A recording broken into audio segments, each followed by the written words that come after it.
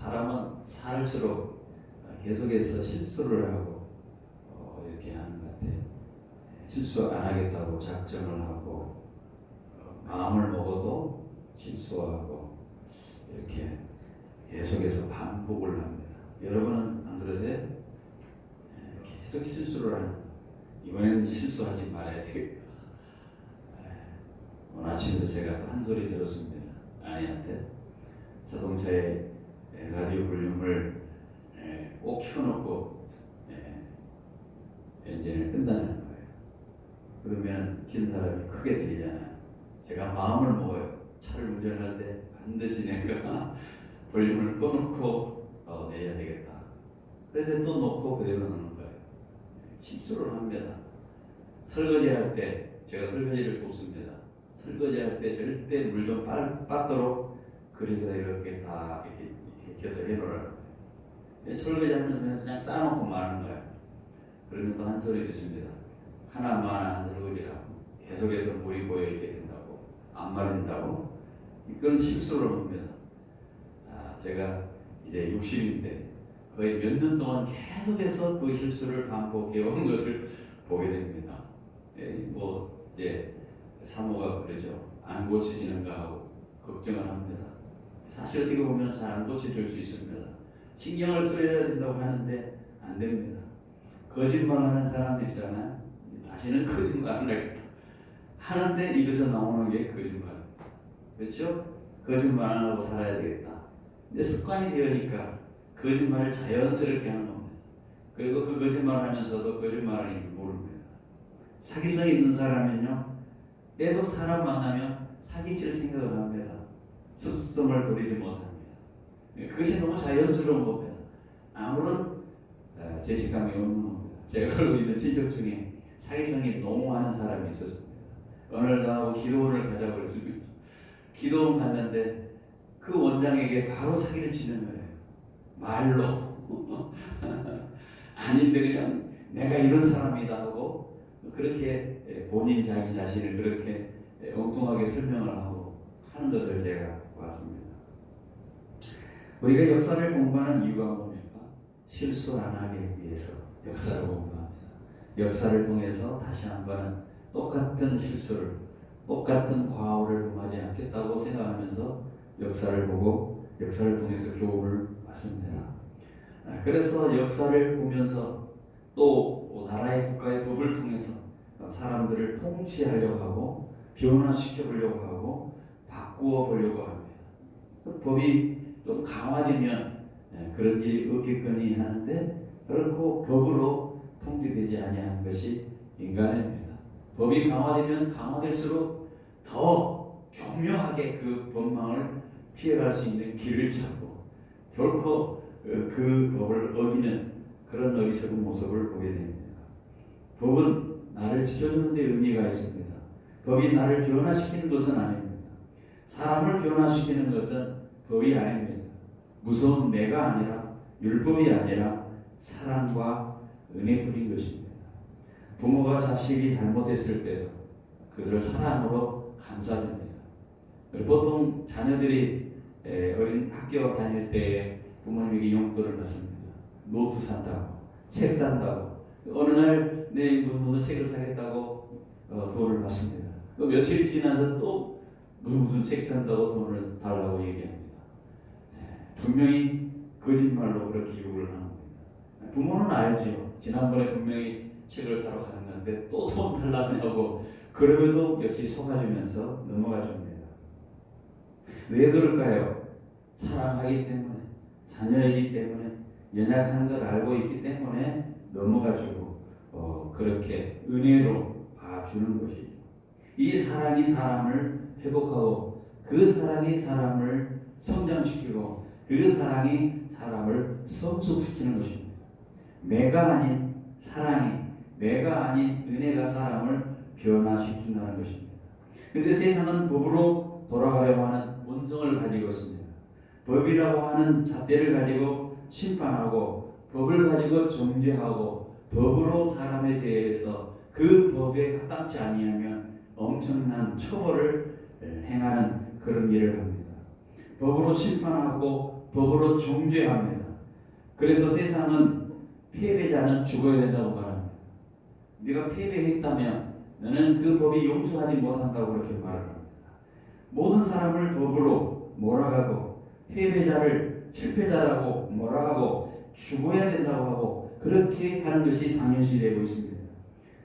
내가 공부를 못해 너는 세상의 패배자야. 죽음 마땅하다. 그래서 사람들이 공부를 하다 실력이 올라가지 않습니다. 성적이 올라가지 않습니다. 세상에서 계속해서 압박이 주어지는 겁니다. 패배자는 죽는 게 낫다. 우리 부모도 그렇게 생각하고 사회가 그렇게 생각하기 때문에 죽는 것이 낫다고 생각을 해서 극단적인 선택을 하는 것입니다. 그러나 하나님의 은혜는 패배자에게 끝이 아니라고 말을 합니다. 패배자를 패배자라고 말하지 아니하고 긍휼을 베풀어 주시는 것입니다. 이게 하나님의 은혜는 다시 은혜를 베풀어 주는 것입니다. 다시 기회를 주는 것입니다. 여러분 우리가 잘 알고 있는 TV의 오락 프로그램 보면은 대부분의 오락 프로그램들을 보면 흥미진진하게 하는 그런 프로그램들을 보면은 뭐 음악이라든가 뭐 노래라든가 무슨 게임이라는 거 보면 전부 서바이벌 게임으로 해요. 서바이벌. 네. 몇 명 이렇게 대진을 쌓아서 경합해서 올라가는 겁니다. 그냥 떨어지면 그냥 엄청난 실패로서 그만으로 그렇게 종교를 짓게 됩니다. 세상은 넘어지면 그것은 끝이라고 말합니다. 당연시 됩니다. 근데 여러분 패배 부활전, 여러분 패자 부활전은 아시죠? 패자 부활전. 네. 다시 기회를 주는 것이죠. 다시 한번 할 수 있는 기회를 주는 겁니다. 그래서 기회를 얻으면 얼마나 감격스럽습니까? 요즘 뭐 노래 프로그램, 합창 프로그램 하는 거 보면 다 떨어져 있는데 다시 패자 부활전을 주는 거예요. 그런 그 패자 부활전 소식을 듣고 그 사람들 얼마나 엉엉 우는지 모릅니다. 마치 승리라도 하는 것처럼 우승이라도 하는 것처럼 엉엉 웁니다. 왜 그렇습니까? 다시 기회가 있다는 겁니다. 다시 기회를 주는 겁니다. 떨어지면 끝이라고 생각했는데 기회를 얻는다. 얼마나 감격스럽겠습니까? 그래서 회생하면 엉엉 우는 겁니다. 웃는 것도 아닌데 벌써부터 웁니다. 왜냐하면 다시 살아났다는 것이죠. 다시 살아났다. 여러분 우리 인생도 마찬가지입니다. 하나님 우리에게 다시 기회를 주신 것입니다. 여러분 그렇게 생각 안 하세요? 하나님 나에게 다시 기회를 줬다. 꼭 내가 무슨 암이 걸려서 사형 선고를 받고 그 암이 치유되어서 다시 살아나는 것만 다시 기회인 것이 아니고 우리 모든 인생에게 예수 그리스도로 하는 신을 통하여서 우리를 사랑하여 주시고 영혼불본의 형벌에서 쳐야 될 그런 인생들을 다시 살려주시는 기회를 주신 것입니다. 은혜는 뭡니까? 다시 기회를 주는 것입니다. 은혜는 다시 기회를 주어진 것입니다. 세상은 넘어지면 죽는다. 세상에 넘어지면 끝이다. 실패자라고 말을 하지만 하나님의 은혜는 안 죽는다. 다시 기회를 주는 것입니다. 내 세계가 세상을 살면서 여러분 결심하면서 각오를 해도 맨날 우리는 세상에서 얻어터지고 넘어지고 깨어지고 그렇게 실수를 합니다. 그러나 우리가 기억해야 할 것은 그럼에도 불구하고 은혜가 있는 한 그 은혜가 나를 이 세상에서 이기게 한다는 사실입니다. 여러분 예수 그리스도의 사랑으로 우리는 넉넉히 이긴다. 누가 우리를 그리스도의 사랑에서 끊겠느냐? 환난이 이겠느냐? 핍박이 이겠느냐? 공격이겠느냐? 기근이겠느냐? 적신이냐? 위험이냐? 칼이겠느냐? 그 어떤 것도 우리를 그리스도의 사랑에서 끊을 수 없느니라. 그리스도의 사랑이 있으면 그 다시 주시는 그 크신 은혜가 있으면 우리는 그 사랑으로 넉넉히 이기는 것입니다.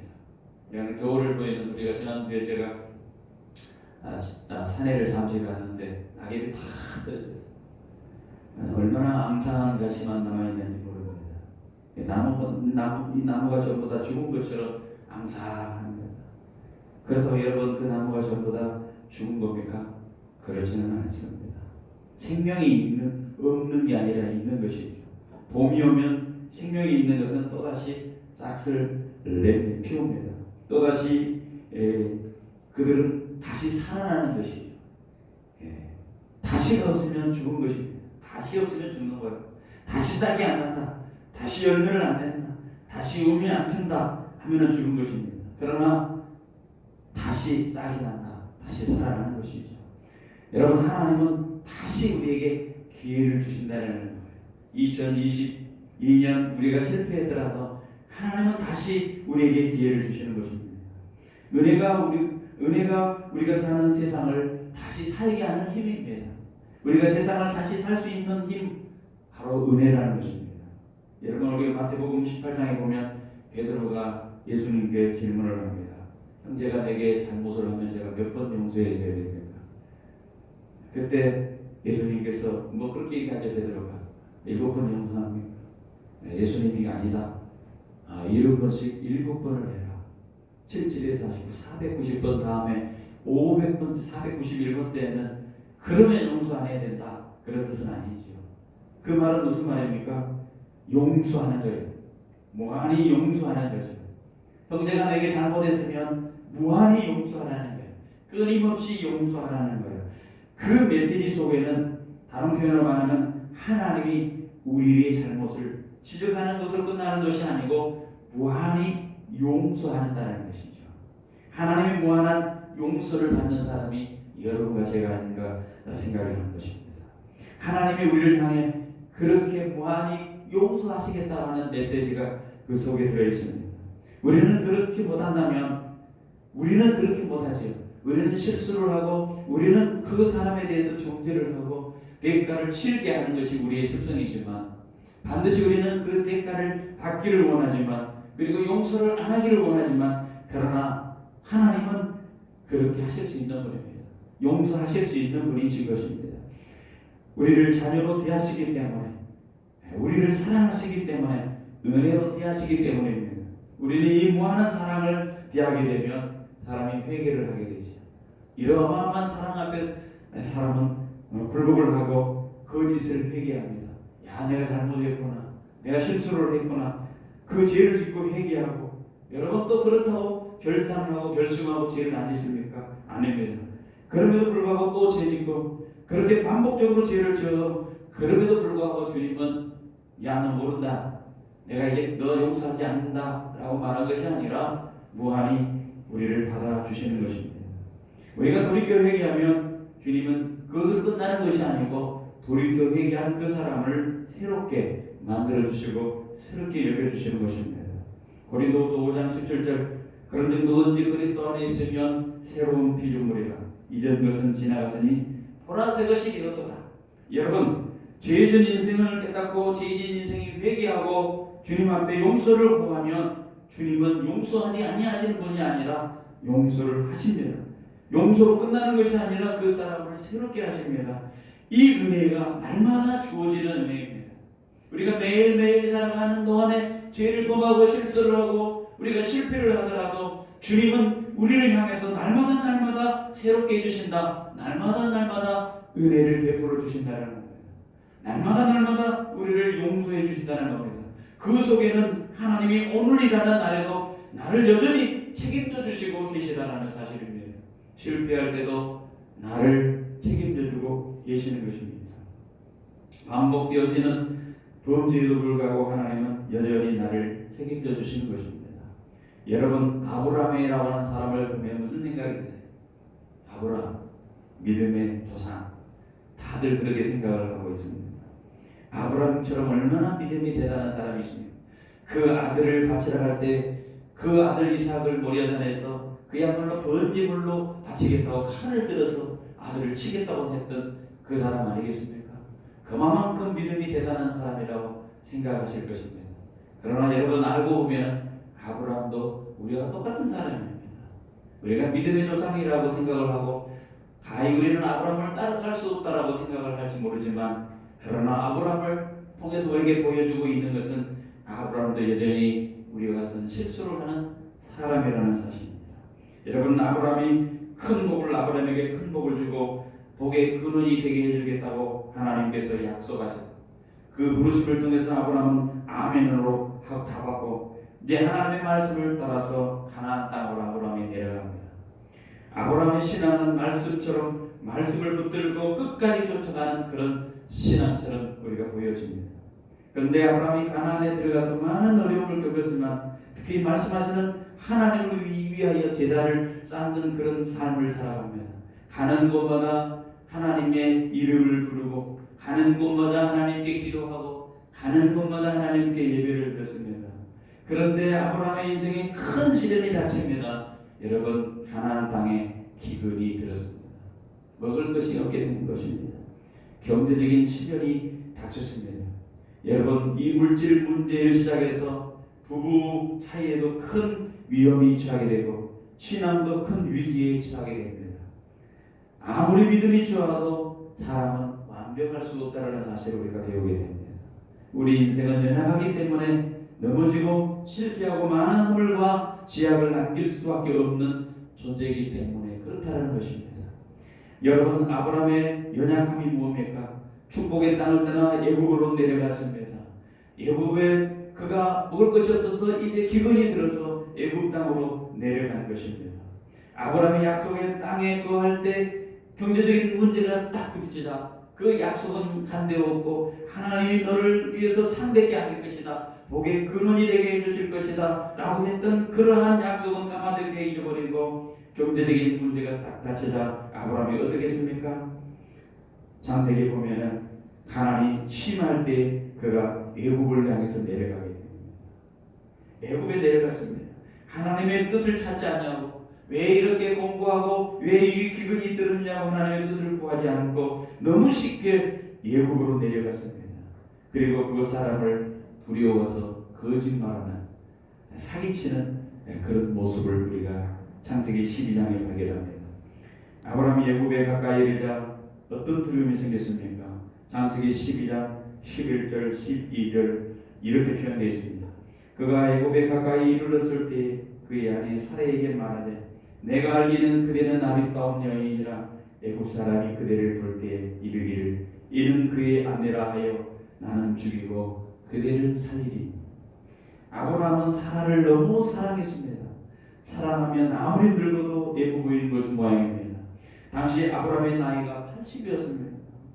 이런 정도의 나이가 됐는데 그렇게 표현합니다. 내가 알기에는 그대는 아름다운 여인이다. 눈에 뭐가 씌는 거죠. 80이 됐는데 우리가 보통 1년만 살면 벌써 눈이 꺼풀이 벗겨서 그냥 흠이 다 보이고 그런 표현을 잘 안 하는데 아브라함은 80이 되었는데 사라를 향해서 아름다운 여인이라고 이렇게 말했습니다. 이 아브라함이 이 아내를 뭐라고 얘기합니까? 당신, 내가 애굽에 나가면 우리 같이 내려가면 당신은 너무 이뻐서 당신 때문에 나를 죽이고 당신을 자기 부인으로 취할 수 있으니까 거짓말하자고 얘기를 한 겁니다. 아내를 누이 동생이라고 거짓말 하자고 그렇게 말을 한 것입니다. 모든 사람이 자기 아내를 탐낼 것이라고 생각했습니다. 자기를 해칠 것이라고 생각을 했습니다. 자기 목숨까지도 해칠 것 같았습니다. 그래서 결국 사내이 사라와 짜서 그렇게 말을 한 것입니다. 그 결과 어떻게 했습니까? 14절 15절 보니까 사라를 바로의 궁으로 이끌어 들이는 일이 벌어지게 됩니다. 애굽의 바로의 궁으로 사라가 이끌림 당하였습니다. 애굽 사람들이 볼 때도 사라는 심히 아름다웠습니다. 바로의 고관들도 그를 보고 바로 앞으로 사라를 칭찬을 했습니다. 아주 이국적인 여자가 애굽에 왔는데 너무나 아름답습니다. 그래서 알아보니까 자식도 없고 오라버니와 함께 살고 있는데 독신녀입니다. 이렇게 밝혀졌습니다. 그래서 사라를 바로의 궁으로 데려갔습니다. 아무리 왕이라 해도 결혼한 여자이고 남편이 살아있는 아내를 빼앗겠습니까? 그렇지는 않았을 겁니다. 그런데 아브라함이 누이 동생이라고 거짓말을 했기 때문에 아내를 데리고 가도 아무 말 할 수가 없었습니다. 바로는 사라를 데리고 가면서 아브라함에게 양과 소와 노비와 암수 나귀와 낙타를 선물로 주었습니다. 아브라함은 눈물을 삼키면서 가축을 받고 아내를 내줄 수밖에 없었습니다. 여러분, 믿음의 사람의 모습입니다. 아브라함은 사람을 두려워하여 거짓말을 하게 되었습니다. 그 거짓말 때문에 아내를 뺏기는 어처구니 없는 실수를 범하게 된 것이죠. 하나님에 대한 불신은 사람을 두려워하게 되었고 결국 사람이 두려워서 거짓말을 하는 그런 모습으로 나타나는 것을 보게 됩니다. 그 거짓말 때문에 이제 아브라함의 가정이 파괴되는 더 큰 어려움에 처하게 됐습니다. 여러분, 그런데 하나님이 가만두셨습니까? 바로는 아브라함의 거짓말을 믿고 사라를 아내로 데리고 갔다가 큰 재앙을 당하게 되었습니다. 그래서 아브라함을 불러 책망을 합니다.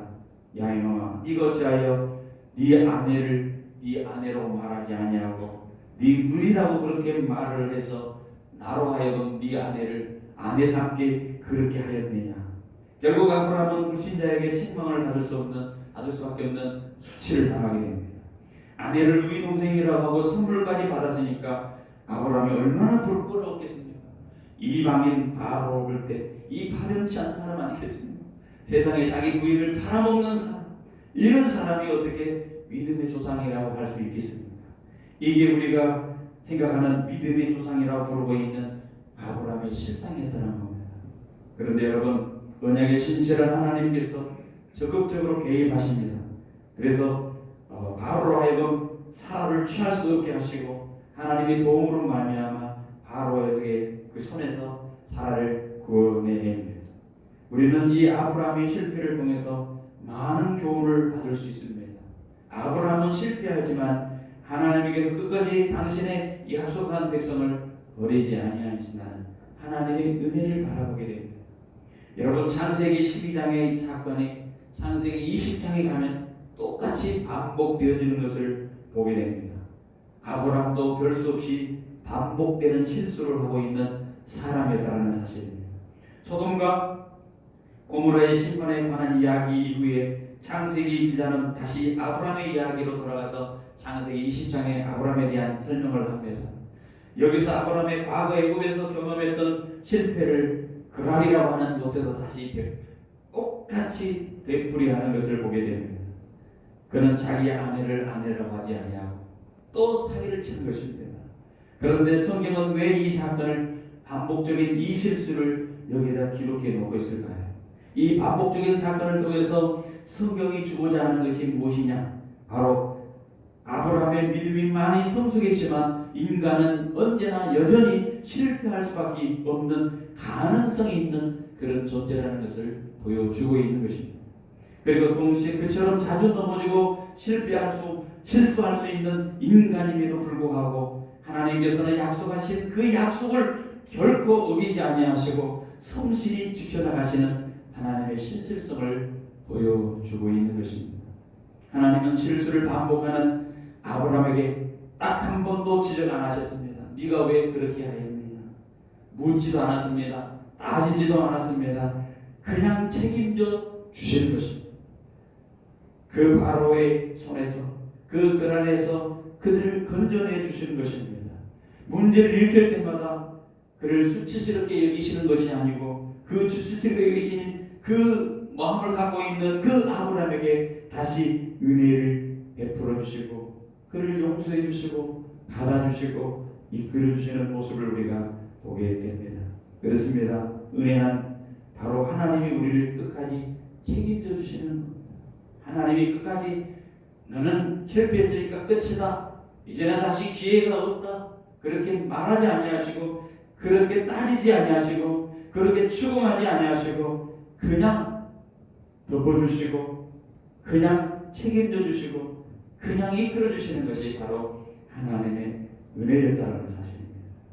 미국의 대학 중에 유명한 대학이 있습니다. 세계적인 대학이라고 하는 예일 대학이 있습니다. 이 예일 대학에 단 버틀렛이라고 하는 유명한 교육학 박사가 있었습니다. 그는 많은 사람들이 이 교수가 이 예일 대학에 있는 것에 대해서 사람들은 굉장히 의아의 생각을 했습니다.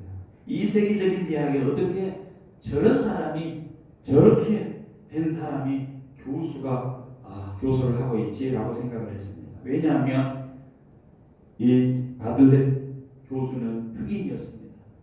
그리고 언챙이였습니다. 귀 밑에 큰 혹이 있었기 때문입니다. 사람들이 그를 멸시했습니다. 아주 보기에도 흉측한 그런 모습을 갖고 있었습니다.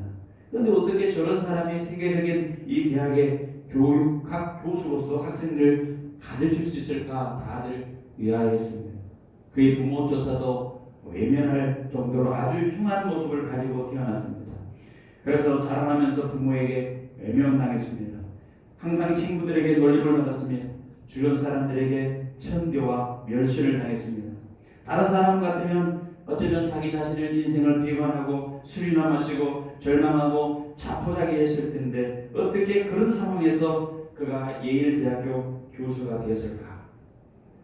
그는 의무교육인 고등학교를 겨우 나왔습니다. 고등학교까지 졸업을 하고 할 일이 없어서 한 백인 가정에 막노동을 하는 일을 하게 됩니다. 그는 얼마나 성실한지 한밤중에 남이 안 볼 때에도 쓸고 닦고 열심히 청소를 하는 그런 성실함이 있었습니다. 그 백인 주인은 예수를 잘 믿는 분이었다고 그러죠. 이 백인 주인은 이 청년이 성실성을 높이 칭찬했고 그를 전도했습니다. 이 청년을 교회에 데려가서 전도를 했습니다. 그래서 교회에 나가게 된 것입니다. 그는 교회에 나가서 평생 처음으로 느껴보는 큰 감동을 받게 됩니다. 지금까지 멸시와 선대를 당하고 절망 속에서 마지못해 자기가 살았는데 예수님을 알게 된 후에 희망을 가지게 됩니다. 소망이 있다는 사실을 깨닫게 됩니다. 전능하신 아버지 하나님께서 보기도 흉측한 자신을 인정하시고 사랑하신다는 사실에 대해서 깨닫고 감격했습니다. 그리고 그 하나님의 사랑을 굳게 믿게 되었습니다.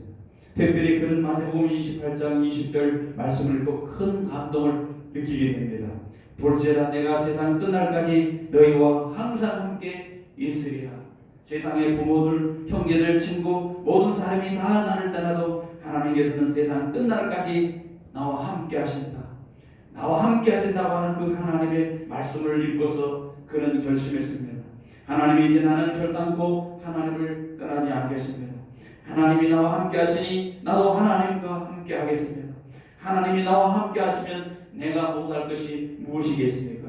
그때부터 그는 열심히 틈틈이 책을 읽고 열심히 공부해서 대학교에 들어갔습니다. 대학교에 들어가서 능력의 주님이 나와 함께 하신다는 말씀을 힘있고 힘있게 붙들고 그때부터 열심히 공부했습니다. 누가 뭐라 하든 열심히 공부를 했습니다. 결국 교육학 박사학위를 받았습니다. 그가 박사학위를 받고 졸업하던 날 모두가 찾아와서 그를 축하해 주었습니다. 그리고 사람들은 얼마나 감격스럽습니까? 라고 물었습니다. 단 바블렛 박사는 이렇게 대답했습니다. 저에게는 박사학위가 감격스러운 것이 아닙니다. 저의 가장 큰 기쁨은 하나님이 저와 항상 함께 하신다는 그 사실이 더 감격스럽습니다. 하나님이 함께 하신다는 이 놀라운 사실 때문에 감사함으로 하나님께 영광을 올립니다. 그리고 그는 계속해서 이렇게 말을 했습니다. 누가 세상 끝날까지 나와 함께 할까요? 무엇이 세상 끝날까지 나와 함께 하겠습니까?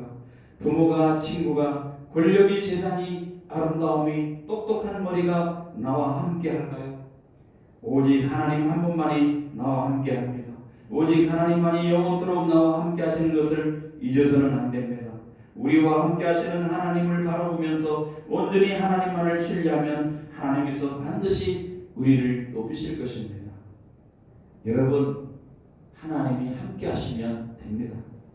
세상 모든 것을 못 가졌어도 하나님이 함께 하시면 그것은 가장 많은 것을 가진 것입니다.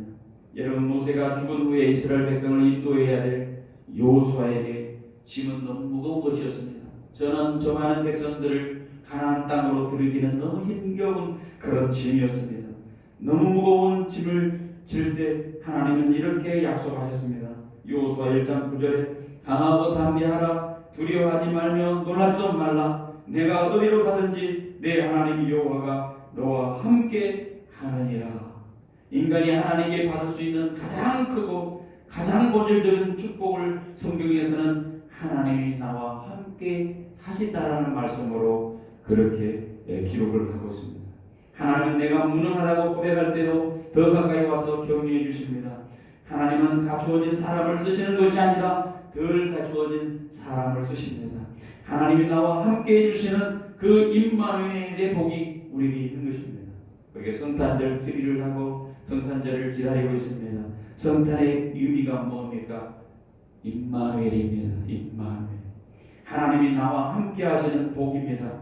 이것은 우리가 소망을 해야 할 가장 궁극적인 복이고 우리의 마지막 피난처가 된 것입니다. 아무리 무능해도 하나님께서 함께 하시면 우리는 누구보다도 유능한 존재가 될 수 있다는 사실입니다. 그러므로 지금 당장 눈앞에 보이는 큰 실적, 큰 열매가 없다고 어깨를 움츠리고 고개를 숙이고 절망할 이유가 없다는 것입니다. 예수님은 절대 나를 버리지 아니하십니다. 때로는 내 곁에 아무도 없는 것 같을 때이지만 항상 하나님은, 예수님은 나와 함께 계시고 나를 지켜보고 계시고, 내가 넘어질 것 같으면 큰 팔을 펴서 나를 안아주시는 분이시라는 겁니다. 예수님 품 안에서 편히 쉬라고 주님 말씀합니다. 수고하고 무거운 짐진 자들아 다 내게로 오라. 내가 너희를 쉬게 하리라. 내가 힘들고 지쳐서 쓰러져서 있을 때에도 예수님은 나를 업어서라도 동행해 주시는 그런 분이라는 겁니다. 시편 23편 4절에 내가 사망의 음침한 골짜기로 다닐지라도 해를 두려워하지 않는 것은 주께서 나와 함께 하십니다. 주의 지팡이와 막대기가 나를 안위하시나이다.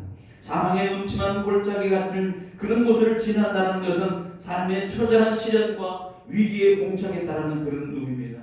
그런 절망의 시절, 처절한 시절, 위기의 시절일 때에도 하나님은 함께하여 주신다는 것입니다. 삶의 고난 앞에서 하나님이 전혀 돌보지 않은 것처럼 그렇게 느낄 때가 있습니다. 믿는 것이 무슨 소용이 있느냐 그런 생각이 들 때도 있을 것입니다. 그러나 우리는 하나님께서 우리와 함께 하신다는 사실을 기억해야 됩니다. 사람들은 하나님이 함께 하시면 병도 안 걸리고 재물도 풍족하고 만사형통하는 복이 임할 줄로 그렇게 기대합니다. 그러나 임마누엘의 뜻은 그런 것이 아닙니다. 임마누엘의 복은 우리가 당하는 모든 일, 그것이 때로는 큰 병이고 때로는 큰 실패고 때로 심지어 죽음이라 할지라도 하나님의 사랑과 그 권능의 손에서 나를 지켜주시겠다고 하는 약속이 바로 임마누엘입니다. 내가 당하는 모든 일이 하나님과 함께 당하는 일이 되게 해주시겠다는 것, 내가 슬퍼할 때 주님께서 함께 슬퍼해 주시겠다는 약속이 임마누엘의 복입니다. 내가 힘들어할 때 주님께서 여전히 같이 힘들어해 주시고 계시라는 것이 바로 임마누엘의 복입니다.